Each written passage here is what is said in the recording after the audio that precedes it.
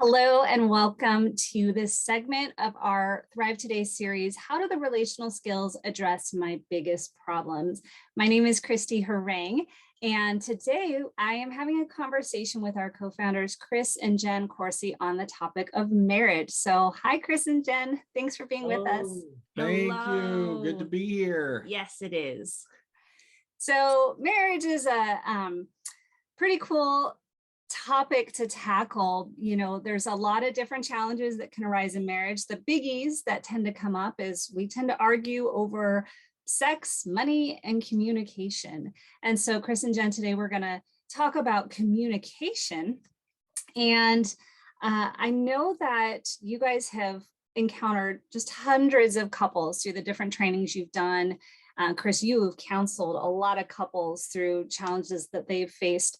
What do you guys think are some of the main reasons that people struggle in this area so much? You know, that is such a good question. I think for many of us, we believe and we're told usually by well-intentioned counselors or pastors that we just need to improve our communication, that marriage will go so much better if we just communicate. And a lot of us think that communication means just having the right words. A lot of the men that I work with, they just have this feeling that if they just say the right things, they'll avoid stepping on a landmine with their spouse. And so there's this belief, and it's kind of a faulty belief, that communication fixes all of our problems. We now know about the brain that your brain has a relational circuit. And our relational circuit goes off when we're in pain, when we're hurt, we're feeling misunderstood, we're feeling alone. It's really hard to keep that relational circuit on. And so what happens is people try to communicate when their relational brain is offline.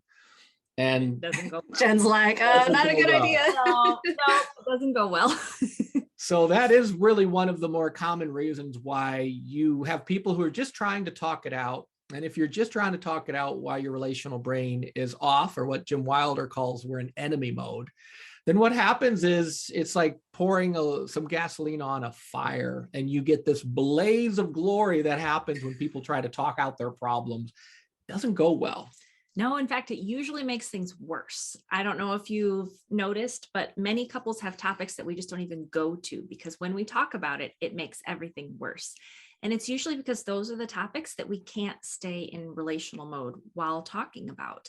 And when we slip into enemy mode, instead of our spouse feeling like an ally, somebody I care about how my words influence, it's just somebody that I have to win against. It's me versus him. And I'm going to be the winner, or he's going to be the winner, but it's going to be ugly. Somebody has to lose. Yeah. And you know what? The cost of that is the marriage and the marriage joy specifically. We're not glad to be together when that happens.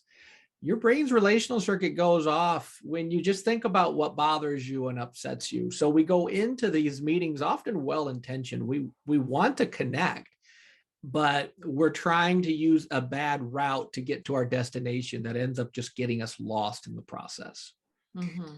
Yeah, no, that's really helpful. And I was thinking, like, even if we've gotten these really great communication tools and we do everything right that we're supposed to do in communicating, if our relational brain isn't on, if we're not able to be connected and relational, it's not going to make any iota of difference, or it can make it worse if we try to even implement those tools when we're not in the right frame of mind when we do them. Yeah, you're exactly right, Christy. And that I think the end result is people learn quickly that trying to talk it out doesn't go well. So what happens is in the future, they feel this just pronounced dread going into the interaction or the discussion with their spouse. And these things just compile in a marriage. So what that means is we kind of dig ourselves deeper and deeper holes here as we're just trying to get out. We're trying to build some joy.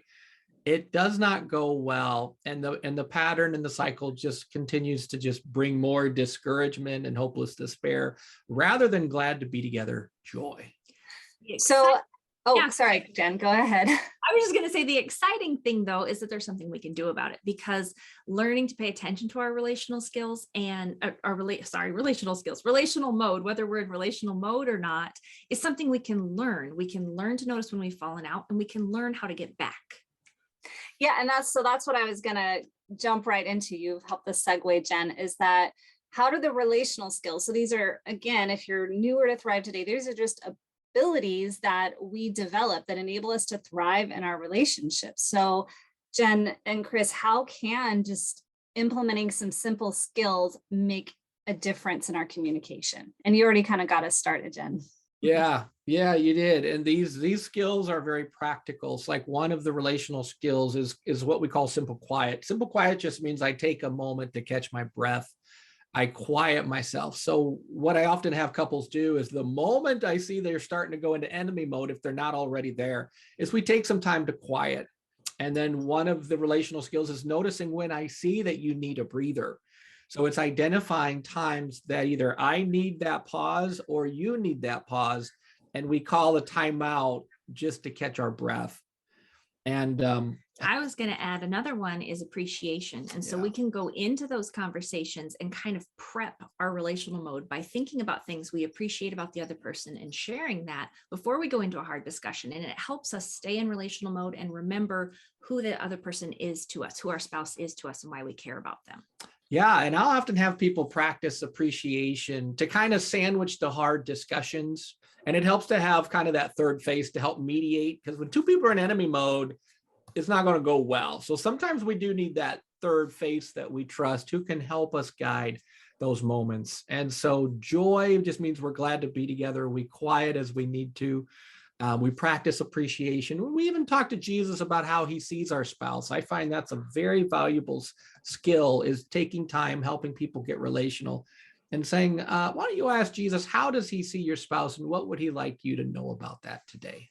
That's great. So essentially, it's just encouraging to know that we can learn relational skills, and these relational skills can help us to be more aware of if our relational circuits are on and off, and help us to get those circuits back on, so that if we're going to have a conversation and communicate with our spouse, we're actually going to be productive and hear each other versus have it just be spinning our wheels and not getting anywhere. So just want to share a couple resources. If you want to invest in your marriage, Chris wrote a book with Dr. Marcus Warner called The 4 Habits of Joy-Filled Marriages. You can check this out at thrivetoday.org/ourworks. This will give you just some really great habits you can implement into your marriage, and it's full of practices that you can do with your spouse. So it's very practical. And then a couple of years ago, I guess it was in 2020, Chris and Jen did a 3-night Thriving Marriage date night series. The first night actually covered the topic of communication. And so you can go to thrivetoday.org/past events. You can purchase the individual evenings, or you can purchase a package and get all of them. But this is a great way to learn more and to, again, develop some of the relational skills that we've been talking about. So Chris and Jen, thank you for being with us, sharing your wisdom, and we look forward to talking more about this topic in the future. Yes, thank you, Christy. Thank you.